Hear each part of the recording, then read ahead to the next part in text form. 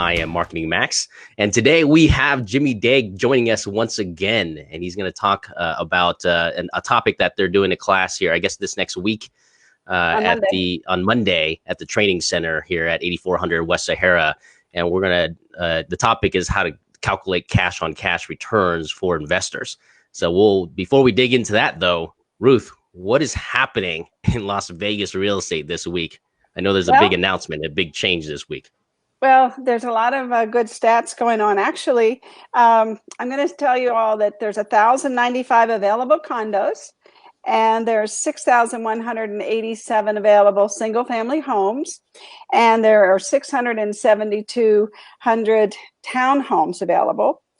And yesterday, let's talk about the closings.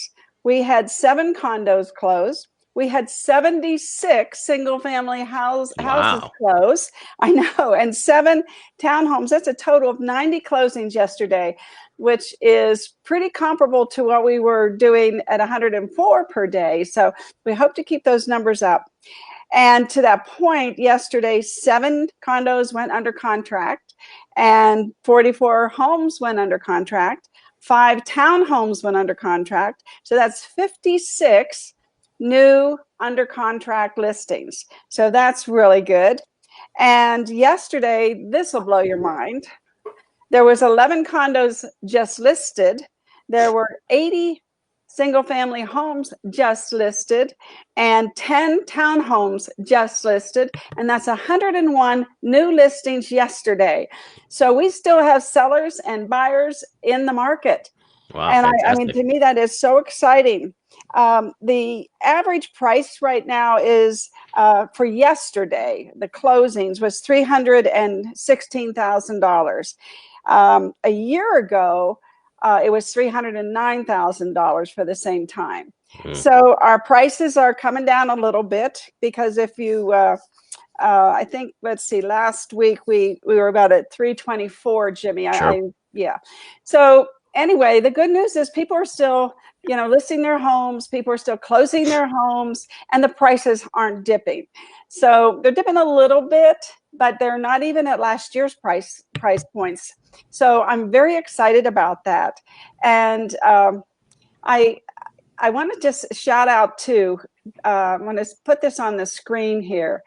Go to nar.realtor/coronavirus, and excuse me, they have a step-by-step question and answers for independent contractors can now get loan assistance, get money, just like the companies, the W-2 people. And this is fantastic for the real estate community, and our dues that we pay to NAR. They go to Washington, they talk to the Congress people, and they're the ones that have made this happen.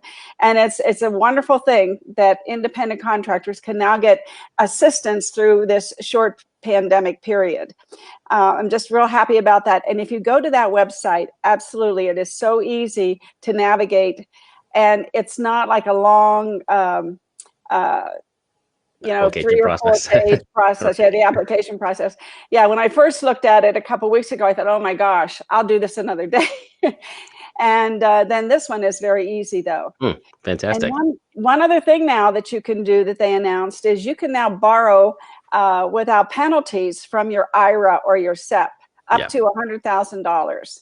And that is really good news to provide cash flow for all of us who are going through this pandemic period. And the third thing that has happened is, I just want to correct, let me interject in there. You want to check with your CPA, but I don't think it's borrow. You actually can withdraw from your retirement accounts, your IRAs and your 401k plans without penalty. You still got to pay the taxes. I mean, that's the thing that you got to remember. It gets added to your ordinary income, but I believe the 10% penalty if you're under 59 and a half is waived right now for this year. Yeah, that's really good news. And the other really good news is when they first came out and said that you don't have to file your taxes till July 15th, that was good. But along with that, if you read between the lines, if you're an independent contractor, you don't have to contribute to your quarterly taxes. And so now you have some extra cash flow for that. So, that's really good for everybody. Ruthie, let me jump in here on a couple things you've said, okay? Buffini had a podcast a couple days ago, and he actually said what a good job he thought NAR was doing.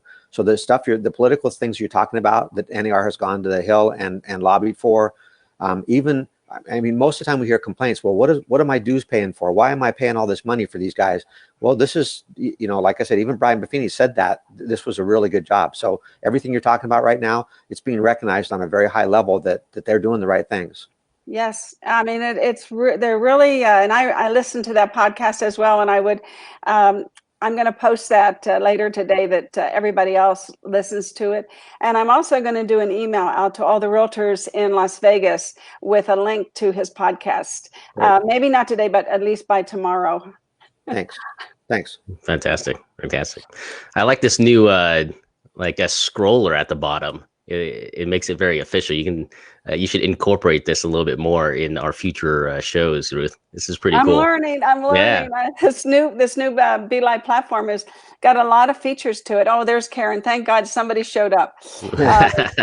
Well, it's a new platform, so I've tried it several times and I don't think it's worked, but today it seems like it's working. Yeah, it seems like it's working. Fantastic. And the thing it allows me to do, everybody, is to send out reminders to people in advance very easily. So but it's not easy to do. It's a little complicated, but I worked through it last night. So here we are. Yeah, fantastic. Well, it seems like what I was thinking about as well is like, yes, our probably, the U.S. economy is going to get hit in the next couple of months here, but this may be an opportune time for, if real estate comes down just a little bit here in Vegas, it'll give a even better excuse for these Californians to now transplant, right? To pick up the deal, or to now move away from a state that, taxes them so tremendously. So, I mean, it'll be interesting to see what's going to happen here in Las Vegas in the next few months. I think so too, but I'm very encouraged by the numbers. I look at the numbers every day, and today was just 101 listings yesterday. That's awesome. So I have let me just throw this out. 101 listings a day. That's 3,000 a month. When we look at a day by day thing, it's hard to get a global picture here, but 3,000 listings a month. And I'm curious how many agents. It's almost like if I'm a great tennis player, but I stop playing tennis, my skills are going to erode. It's entropy. Everything breaks down over time. And if you're an agent and you're not out taking listings right now, there's agents out there taking listings. You're going to get behind. 3,000 listings in a month. You got to get out there and get your listings, because that's where the process starts. Buyers have to have listings to buy. All right. Yeah. So I have a question for both of you here. Obviously, with the big announcement from Sisolak this last week on the open housing, and I guess there's a ban on it, or a restriction of some sort. Can you dive in that a little bit more and help me understand what's going on there, and how are real estate agents going to navigate this now?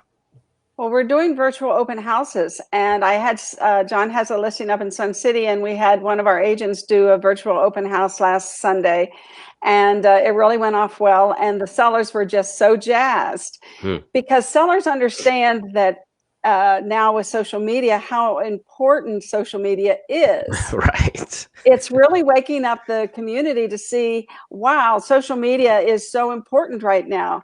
And it always has been, but they maybe not didn't realize it as much. Right. So now it's bringing it forward to their attention that, hey, Greeley's out there doing an open house. And when I called the seller and told them, they were like, oh my gosh, that is so fantastic, because everybody's on social media. Words right out of her mouth. Well, so, you've been from the rooftops about this for some time, Ruthie, and just Max, I'm glad you brought this up, because just so you know, NAR published a chart and it showed which states were taking which measures, and the 9 states that had not done anything, and the other states, 3 states had actually prohibited open houses before we did. So we were the 4th state to prohibit open houses. But I've had a dozen agents call me and say, well, can I show houses now? Can I still show houses? Not tenant occupied. If they're tenant occupied, you can't show them. But if they're owner occupied or they're vacant, you can still show a house. And agents are thinking, well, I have to do everything virtually. No, not everything. certainly you want to learn the platforms and adopt this new way of doing business. It saves people time, saves people gas. It's a better way to do business, in which we're going to figure this out. We've talked about that. But the misinformation that was caused by this no open houses, they are prohibited till April 30th. That's what he said, unless he changes his mind. And that's actually right in the proclamation. It's April 30th, unless I change my mind. Doesn't say that in those words, but that's what it says. No, this is the moment, right, that Ruth and I have been talking about on why you need to catch up here. Because if you're not on social media, if you don't know how to do videos, if you don't know how to upload a video to Facebook right now, you are vastly behind the curve, right? And to Jimmy's point right here, agents are taking listings right now, and the sellers are evaluating, right? So now that we're in, one of the questions I would have if I have a seller right now, then now that we're in a quarantine, how are you going to market my property? And what are you going to do differently here to market my property? And if you don't have an answer for that and proof to show them, here's what I've done with this property or that property, I mean, your credibility is probably not going to be there for them to sign with you here. Well, Ruthie, we could do a virtual open house on John's listing. You said somebody else did the open house on John's listing. Yes. So Max, to your point, there's the evidence. Let me just show you what I just did over here. Instead of telling you, let me just show you what I'm doing. Exactly. And you got to know how to do it. But if you showed them that, then they would know, oh, this guy's tech savvy and he's actually working, because there are still some people that have to sell their house and some people that want to buy a house right now.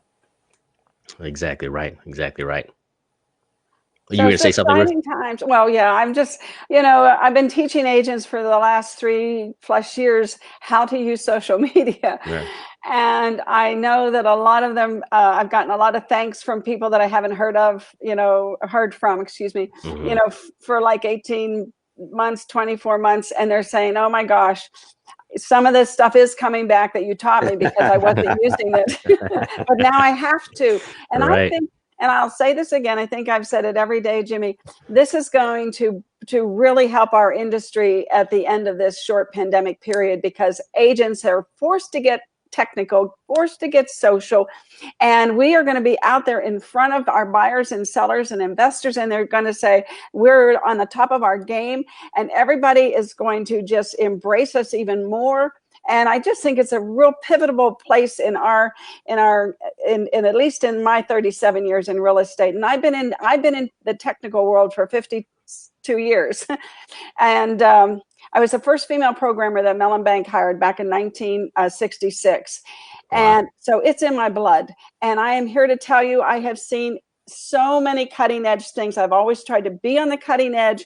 And that snowball of technology just gets bigger and bigger and rolls down that hill faster and faster. And now it's going to really impact real estate. And I'm just so excited about it. I'm loving it. Right. Absolutely. Absolutely. And the funny thing is the companies that have taken over the real estate business here over the last 10 years have been doing this like subtly under our eyes, for the last decade. And that's why they position themselves where they are right now. So now's the time. And if you're not going to get on this plane, like Ruth says, right, the train has already left the station, right, and you're running after the plane right now. Yeah. And it's amazing how life can, necessity is a mother of invention, and probably necessity is a mother of change as well. And that's what we're experiencing right now. And it's for the better, really. Yeah. It is. And we're going to be doing a Zoom class on Monday, April 13th. And Jimmy's going to talk about what we're going to teach. And it doesn't matter if you're in Nevada or if you're wherever you are in the United States, you can sign up. I have that scrolling across the bottom of the page. You basically go to LasVegasAgentFormula.com and follow the training tab. But this is a specific page for actually signing up. And we can take as many people as want to join. And if you're in Nevada, the division has approved us to do this, and you get your credits, and we'll mail you your certificate. And also we're going to email you all the materials when you sign up that you need for the class. And so, Jimmy, I think I'm done talking. Yeah. So let's dig into the topic that you're going to start to dive in this class. So, how to work with investors that help them calculate cash on cash return. Well, let me just point out that if you're working with someone from Mexico or Spain or France or Germany, and you can say Guten Tag, or you can say you know, good morning or thank you, merci, or whatever. If any language, any phrases that you have, they feel closer to you. You've made the effort. Well, with investors look at two things. They look at rates of return, and they look at projections. What do they think is going to happen in a specific market? Because a rate of return takes into account what comes in while I have it, but also when I sell it, what happens when I sell it? Is there going to be some appreciation? So let me ask both of you, with the amount of money the government is spending, do you think inflation is going to come back? Absolutely. You do? Absolutely. Ruthie, you think inflation is going to come back? Yes. Yeah. So that might be a reason to hedge your, you know, some of your investments need to be in real estate. The stock market, you guys talked about just before we went on live or on air this morning, stock market's had some tremendous ups and downs, and but people are looking for places to put their money. And if they don't diversify a little bit and put some of it in real estate, inflation's going to kill every other investment except for real estate. Inflation's going to help real estate long term. And I'm not happy to see it come back, but I think just because I'm not happy to see it doesn't mean it's not going to happen. So Ruth, you have a couple slides. In the class, we're going to spend about 45 minutes on a thing called an APOD, an annual property operating data form, and really break down the numbers. But for most investors, they just want a quick, easy way to determine, is this something I should pull the trigger on? So they look at a thing called cash on cash. How much did I put in and how much did I get back? Now, rates of return are always expressed in annual percentages. So let's pretend somebody bought a brand new home. They found a brand new home where the buyer had decided they don't want it, and the builder said, look, I'm going to give all these upgrades that the buyer's already paid for away for the base price. You can pick up 30, 40 grand sometimes in upgrades just because somebody said, I don't think so. So you buy a house, let's say you pay $450,000 for it. Now, when you look at rentals in Las Vegas, Ruthie told us a week or so ago that the average rental rate is $1,654. Let's say this new home, let's say you rent it for $2,000 a month. Well, we don't do monthly, we do annual. So the first thing they would look at is, how much cash will I get in if I buy this house? Well, $2,000 a month, that's $24,000 a year. That's figure number one. You got to know what's your gross income. Then you've got to subtract your expenses. And I'll show you, the next slide talks about where these expenses come from. But if I got in $24,000 and I spent $10,000 in expenses, I would have $13,000 in net income. That's my cash in. And you divide that by 450, you come up with the rate of return. And I don't know what they're getting in the bank, but it's probably less than 3%.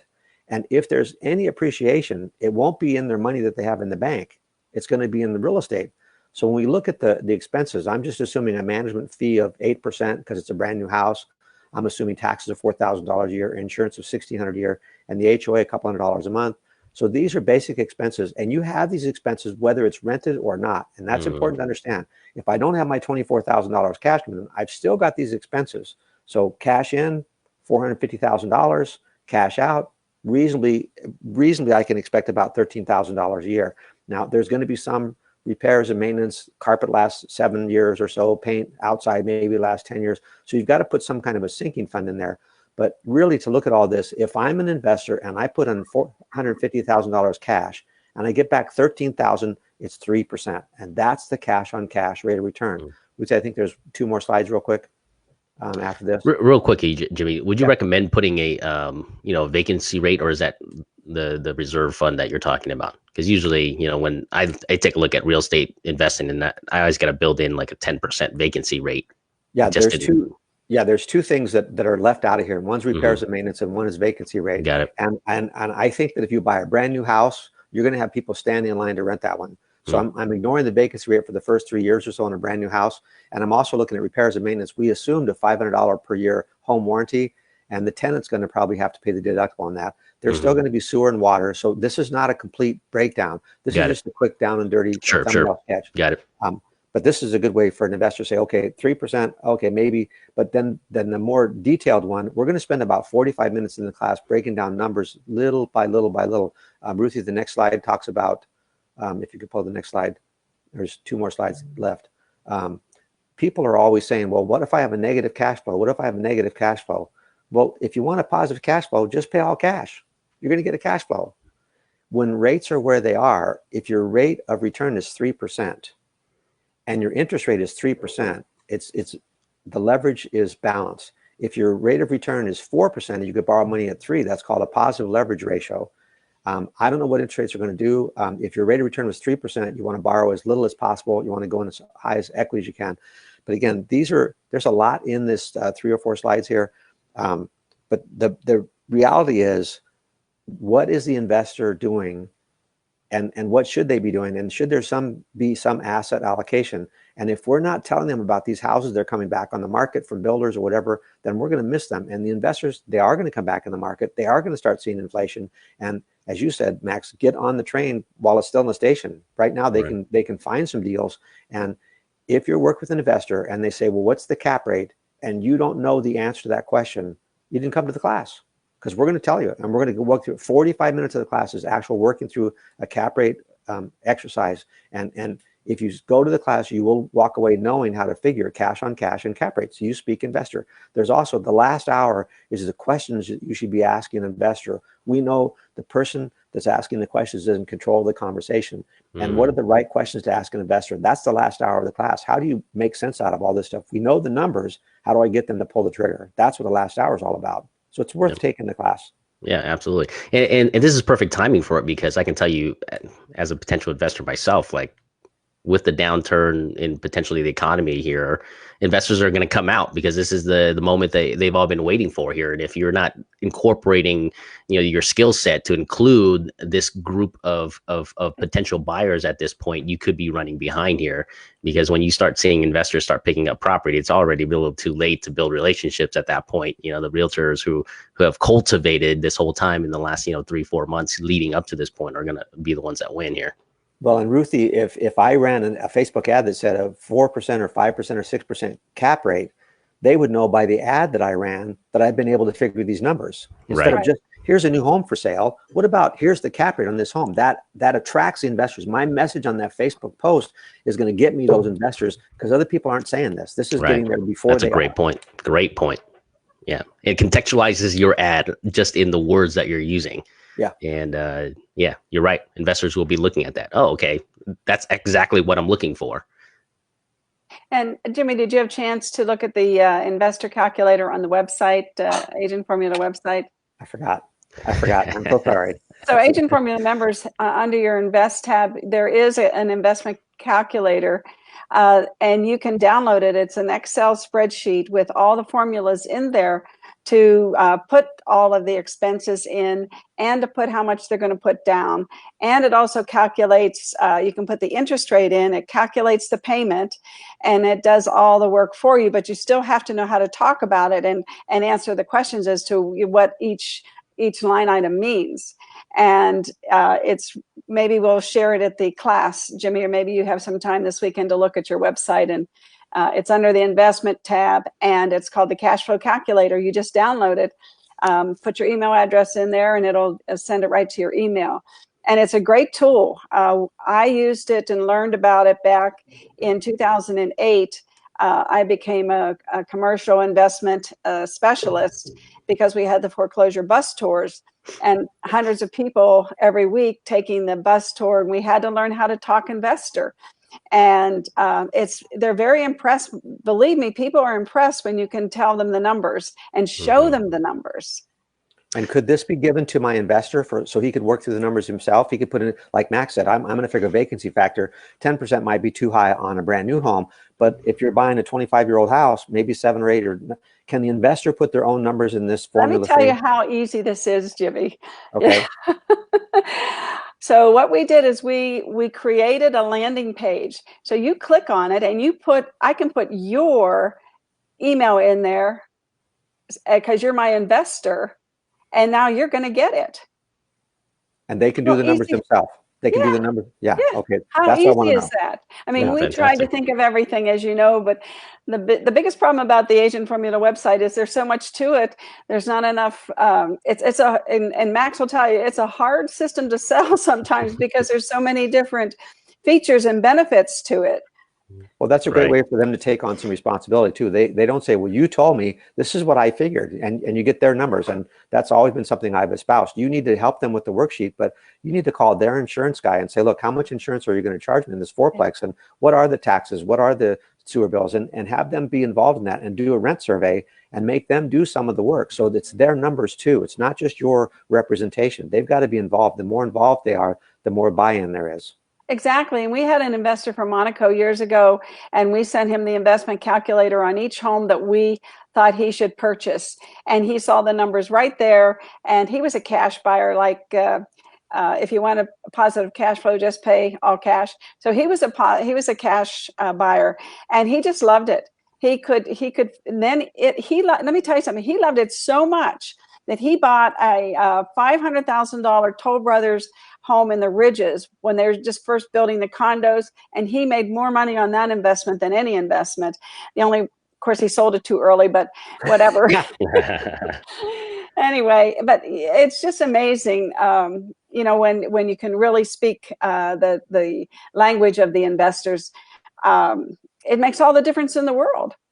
We also have Buffini coming up next Friday. So I don't want to not shout out about Buffini, because he's the best trainer, in my opinion, in real estate in that whole arena. And it's the basic fundamental course at 9 weeks, $395. If they get their materials now, and they can sign up on the Agent Formula training and events calendar and get their stuff now. And I'm only going to teach this class once a year. Ruthie, you might bring it back, but I'm teaching it once. Nope. So they need to get on it. You. Whose dog is that? Right. I had to go Google and get some pictures, and I got tons of pictures. But here's one of the cutest ones. I saved them from your Easter basket. I saw what you did to the chocolate bunny. I thought that was cute. You got to have a sense of humor. Yes, you do. And to the point that tomorrow's Easter, Jimmy and I are going to take a day off. We're not going to broadcast tomorrow. And Jimmy, did you get your Aztec mask yet? It hasn't come yet. It might come today. So I'm hoping it'll be there today. We'll find out. Well, let me know, because if Jimmy gets his Aztec clay masks set with the bowl and the spatula and everything, he and I are going to show up on Monday and make it Mask Monday. We're going to have our green mask on Monday. If it doesn't come this Monday, we're going to do it next Monday, because I just think, we got to, like you said, we got to keep our smiles on our faces and our sense of humor. And that's one way to do it, is to show people how we look with a green mask on.